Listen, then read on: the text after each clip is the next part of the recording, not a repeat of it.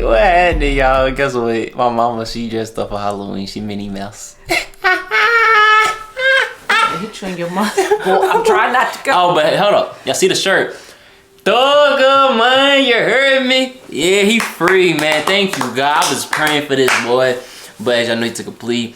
But, man, he get to come home, bro. I'm so excited. I'm so happy, bro. Y'all understand my Halloween is even better, man. I'm excited. Man, y'all tell me how y'all feeling about that, man. I know Mariah, she happy, too. The kids happy, family happy. I'm excited. Like, he my family. Like, yeah. I mean, blessings. But y'all see what we got right here. I'm so excited. My mom, she heard me. She said, like, what history be? I'm like, a funny one. I'm like, hey, and y'all know me. I do reactions to everything, so I'm like, let's get into it then. And I like history. History be cool, you know what I mean? You don't like? She love history, though. I'll sit there and watch a 3-hour documentary on something. And Chris be like, Mom, what you doing? Watching a documentary. You want to watch it? He just closed the door and walk on out. I read like this Reddit thing. Mm-hmm. They said that Rosa Parks, right? Mm-hmm. They said she actually had a husband. He actually had a car. But she got in an argument and, you know, she wanted to stand her We get ready to go to the video because I'm not listening to that BS. We get ready. Because she didn't want to get in the back of the bus, everybody on that bus, they had to go to work that day. They couldn't go to work because of her, because she didn't want to get in the car with her husband. Anyway. They out of pocket. Hey, y'all. How y'all doing? How your mama and them doing? It is Halloween. Happy Halloween. Happy Halloween. I don't do nothing with Halloween. Like, I used to give out candy, take him trick-or-treating. And this year, y'all, I just got to get some candy. So that's 100% honesty right there. And no, I don't look like Minnie Mouse. No, I don't look like Snoop Dogg.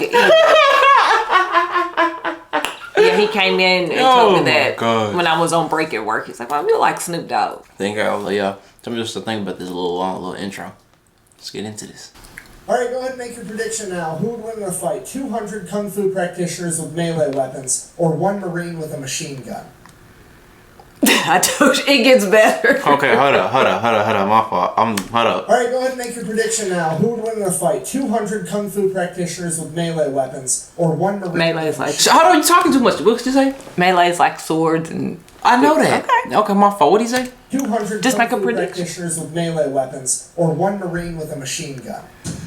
1 Marine with a machine gun. The most gangster Marine ever. Gangster a man so remarkable that General Lejeune himself would declare him to be the most outstanding Marine of all time. A man that was so fierce on the battlefield that General Smedley D. Butler, one of only 2 Marines to ever receive the Medal of Honor twice, would declare him to be the fightingest Marine he ever knew. Ladies and gentlemen, the only other Marine to receive the Medal of Honor twice, Sergeant Major Dan Daly. Born in November 11, 1873, Dan Daly grew up competing as an amateur boxer as well as working as a paperboy. And while working as a paperboy might seem like the useless details you throw in at the beginning to humanize the main character, in this case it's anything but, because him working as a paperboy would create a butterfly effect through time that would change the U.S. military as a whole. You see, you gotta remember that this is the late 1800s and information and news didn't spread the same way it does today, so working as a paperboy back then meant that he always got the newspaper, meaning that he had more information at his fingertips than 99% of the population. Because of...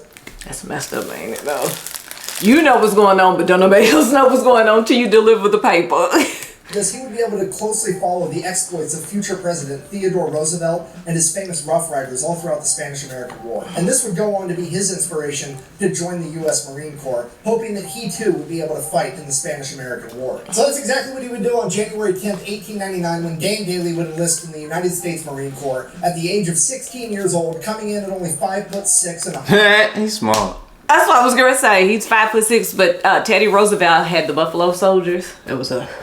Okay, we was considered Buffalo Soldiers during the Mexican American War, and they said because our hair resembled buffaloes and we were already brown, so they think that's where the name Buffalo Soldiers came from.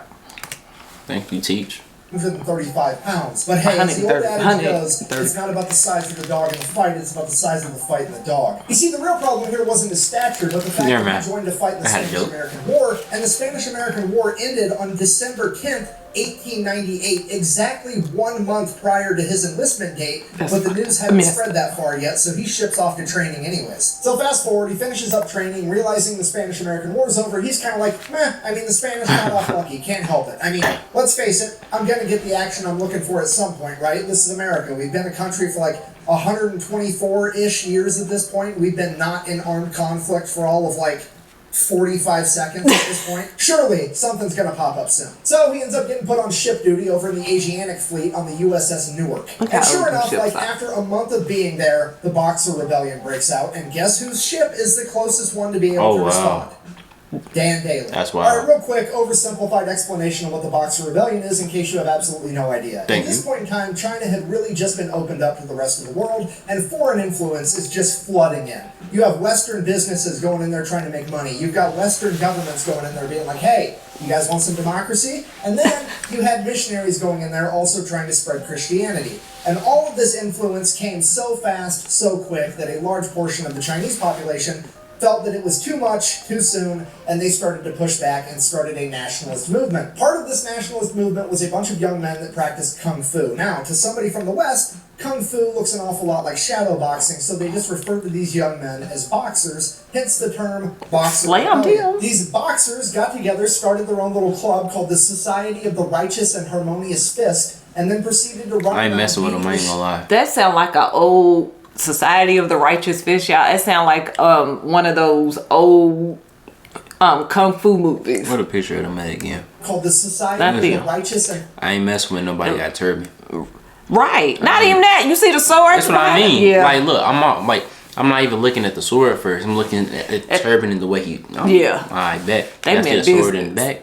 Right. You see Buddy right here with the... That's why I was just getting ready to point out. Harmonious Fist, and then proceeded and he got the pack on him too. The shit out of and or killing every foreign diplomat, businessman, and missionary they could find. And it is at that point that the Marines get sent in. So Private Daly and the rest of the Marines show up to Peking, China, which will later go on to become known as Beijing, the capital of China, at which point they promptly and immediately take over a large legation center on the southern border wall of the city, known as the Tartar Wall. They then gather up all the refugees they can find, get them inside the legation center, and set up a defensive perimeter. Things are going well, now we're just waiting for reinforcements. Problem, hours and hours go by, the reinforcements don't show up, and it's about to be dark out. So they ain't come pick me up? I done helped y'all get these people in here, y'all ain't coming to get me? At this point, the Marine leadership's thinking like, hey, the reinforcements are definitely on the way, they wouldn't just leave us here, which means the reinforcements have gotten lost, because, I mean, let's face it, if there was ever a time or a place where the directions of go to the giant building on the big fucking wall wasn't specific enough, it would be in China, right? I mean, they're known for their big-ass walls. It's kind of their thing. So if they're lost out there, we need to go find them before nighttime. Otherwise, they're going to get ambushed by like 1,000 of these Kung Fu guys, and they're all going to get killed. So we're all going to leave, go find the reinforcements, and come back. Private Daly, you're going to stand guard here by yourself. Now, I don't know what the logic was behind this. I don't know if it was like, fuck Private Daly, he's the new guy, he can have the shitty job, or if it was like, hey, Private Daly's the new guy, this mission's really dangerous, let's leave him here where it's safe. Or maybe they knew he was the main character and that he had plot armor. I have no idea. Either way, Private Daly is now effectively playing goalie for America for all of these refugees. So sure enough, like an hour after all the other Marines leave, hundreds of Boxer rebels show up and they're looking for a fight. Now, a couple of them have guns like muskets and stuff, really outdated weaponry. By and large, they're all carrying traditional Chinese martial arts weapons like swords, bow staffs, what have you. Some of them are even just rocking the old meat mittens, but they're looking for a fight either way. And this is shaping up to be one of the most ridiculous battles of all time. I mean, this is the type of stuff you get drunk at the bar and ask your buddy, like, hey, do you think you could take on all 300 Spartans if you had a machine gun? Like, that's exactly what's about to go on here. I mean, in one corner, you've got an 18-year-old Marine with a machine gun, and in the other corner, you have 200 martial artists with, like, bow staffs and shit. You literally have Gun Fu versus Kung Fu. Okay? Yeah. And here's the kicker with the entire thing. The Society of the Righteous and Harmonious Fist legitimately and wholeheartedly believes that their martial arts training has made them impervious to bullets. Yeah.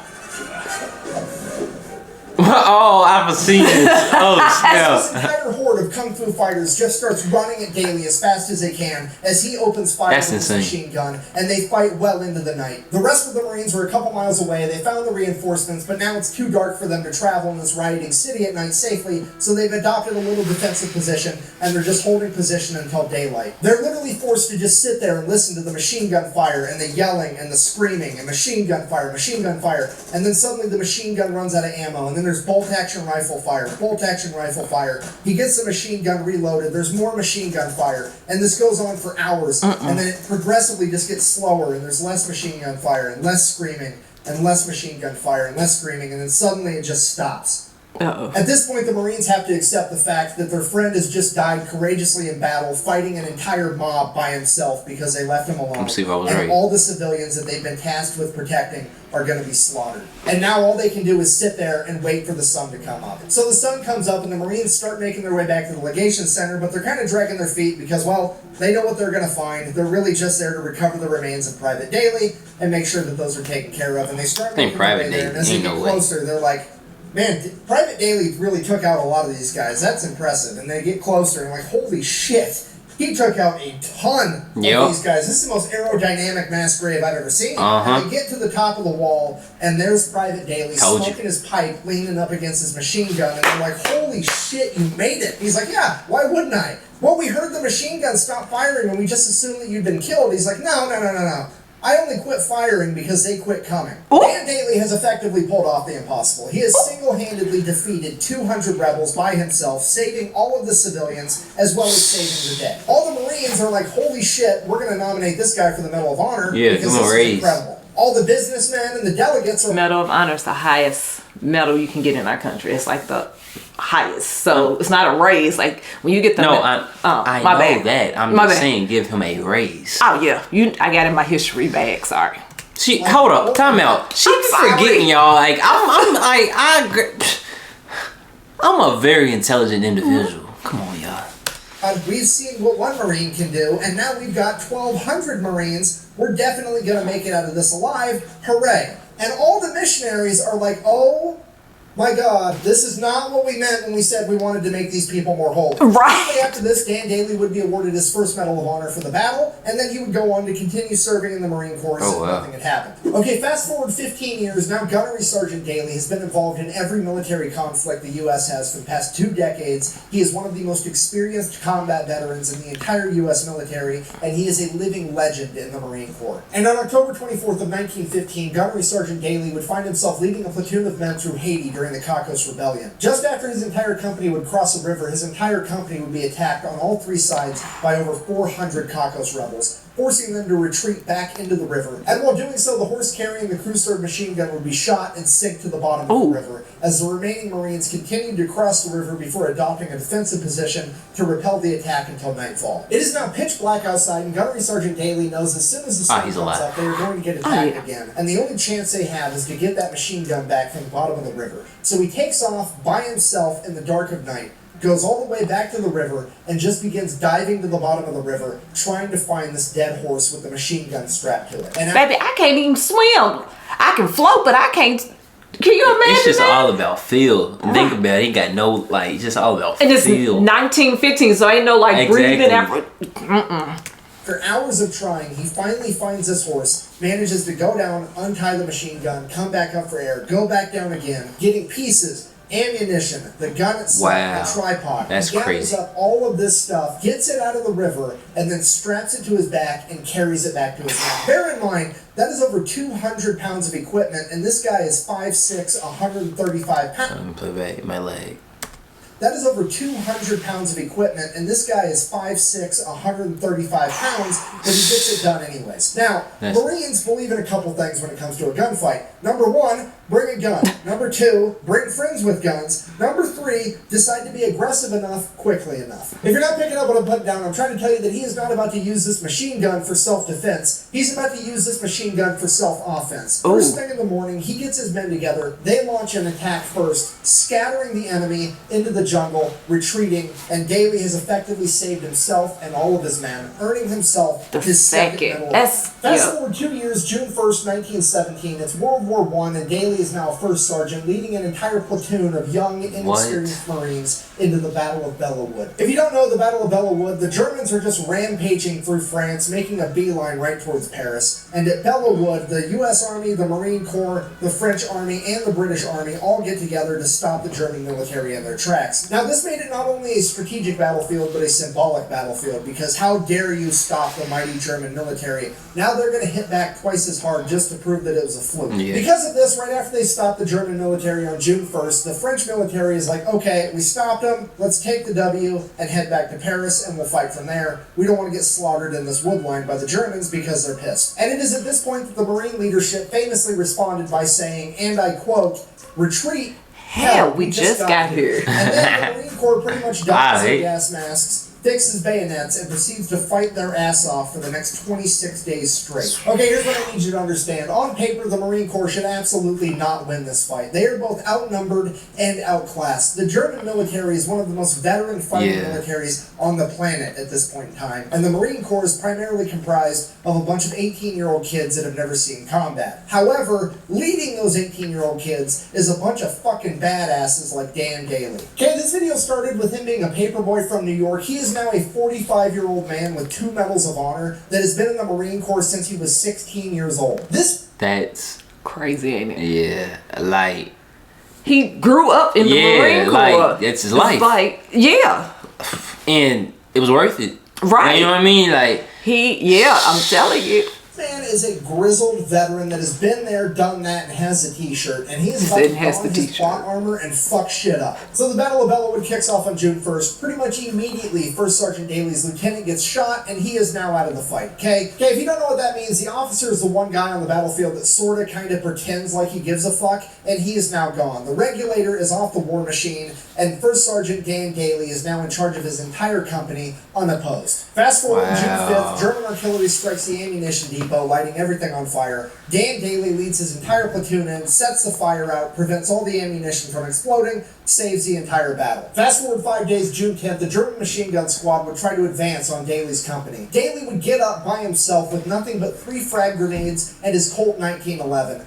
using the 3 grenades to disable the machine gun before approaching, shooting their commanding officer, killing him, and taking the other 14 Germans as prisoners. He killed her. Fast forward a couple of hours, still June 10th, Dan Daly looks around at the faces of the young men that he's leading through this battle, and they're looking tired. They're looking like this is the worst time of their life, and it is at this point that Dan Daly decides that he needs to get aggressive enough quickly enough. This battle's effectively been a stalemate for the last 10 days, and he's had enough of this bullshit, so he gets up, walks right out into the open in this wheat field that's functioning as no man's land between the Marines and the Germans. He looks at the Germans' line, turns around, looks at his Marines, and yells, "Come on, you sons of bitches, do you want to live forever?" before charging at the German line. All of his Marines, that's Dan fucking Daly, were going to follow him, so they charged too. In an act of pure hyper-aggression, Dan Daly's company would catch the Germans off guard and would actually manage to punch through their line, causing all the other Marines to become hyper-aggressive and attack as well, effectively setting off a chain reaction that would lead to the Marine Corps pushing the Germans all the way out of Belleau over the course of the next 16 days, where on June 26, American High Command would receive a single telegram, and I quote, "Woods, now Marine Corps entirely," giving America its first win in World War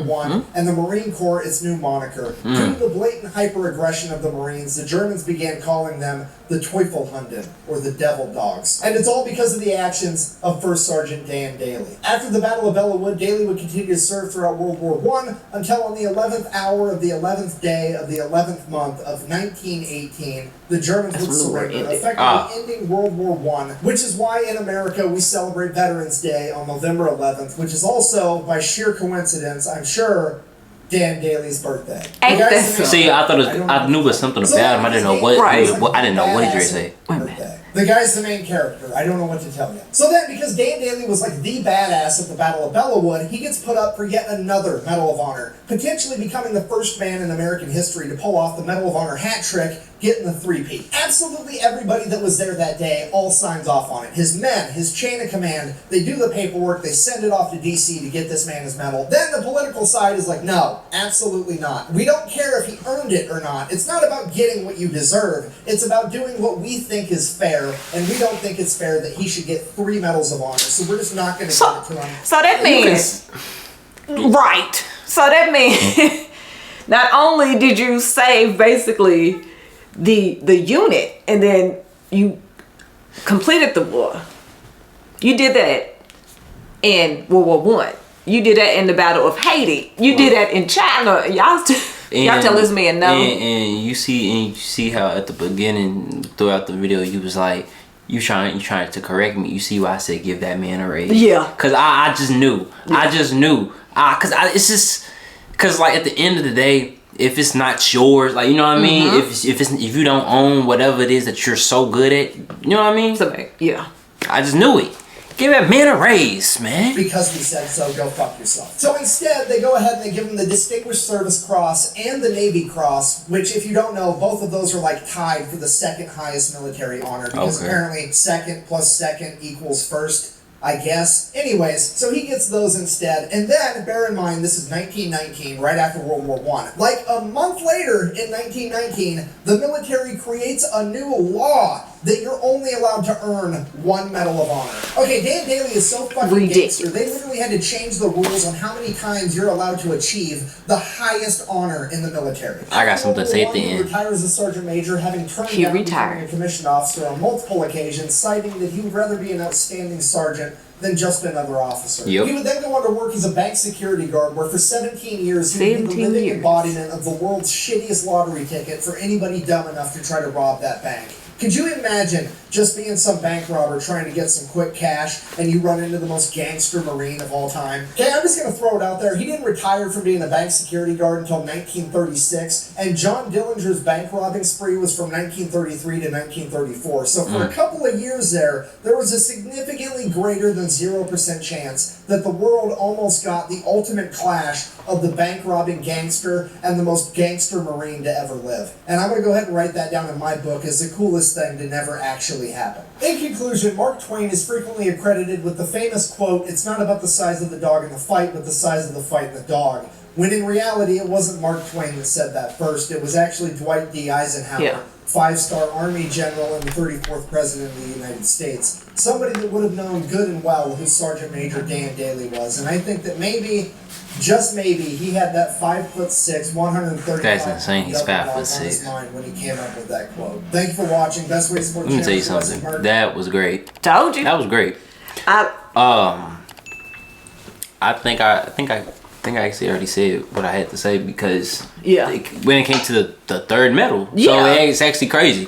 5'6" doing that, I can't listen. 130 pounds, but if you like watch, so I love history, primarily military history. I love it. I don't like scary movies, but I'll watch like Saving Private Ryan or Hamburger Hill. I'll watch those type of movies, and that's gory, but it's due to like the balance of it, like people fighting. I'll watch it, but I ain't gonna do nothing scary, I promise you that.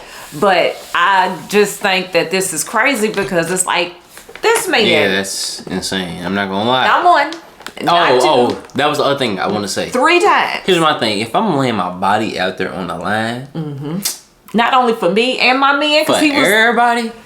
Oh my gosh! And then on top of that, all them young kids was able to make it back home. Right. Oh my god. And then he becomes a security guard. So can you imagine, like, you seeing this little short man, because he wasn't nothing but what, 5'6", 5'9"? Yeah, he's 5'6". This little itty bitty man, you can't do nothing but be like, this little bitty man, I can push past him. Can you imagine trying to steal and then you see him and he's probably stocky too? Ain't no way. That's insane. Ain't no way. Shout out to Mom, man. I was so excited. I'm like, Chris, come on. I'm gonna do this video. So I was excited. I know a lot of times y'all see us, laughing and reacting to other stuff and music videos, but I'm a nerd. I like my history. Matter of fact, on Friday nights, I'm usually watching some documentary anyway online on YouTube or something. So that's just me. I like to watch documentaries and like the criminal stuff and like stuff about money and like business stuff, fashion too. Yeah. So That's you know what I we're here mean? for. Yeah. But hey, y'all tell us what y'all think about this down in the comment section. If y'all would like more videos like this down in the comment section. Well, that didn't make no sense, but y'all know what I mean. Let us know. You heard us. Yeah. Tell us what y'all think. Tell me, was that a good choice? Tell me, was that a good outro? Outro. See, I can't do no outro. Tell me, was that a good video? Like, how y'all feel about the history stuff? I mean, it ain't gonna hurt my feelings. It might, but it ain't gonna really hurt my feelings. So I get it if y'all just kind of say like, no, mama, we ain't really vibing with it. We vibing but with something else. But we love y'all. We appreciate y'all. We are on the road to getting 10K. Thank y'all for sticking with us through our ups, downs, in-betweens, all of that. We love y'all. And happy Halloween. If y'all took your kids out, I hope y'all safe. Y'all check y'all baby's candy. Because when I was growing up, they used to put like stuff in the candy. When Alright, yeah, let's end this video. Sorry.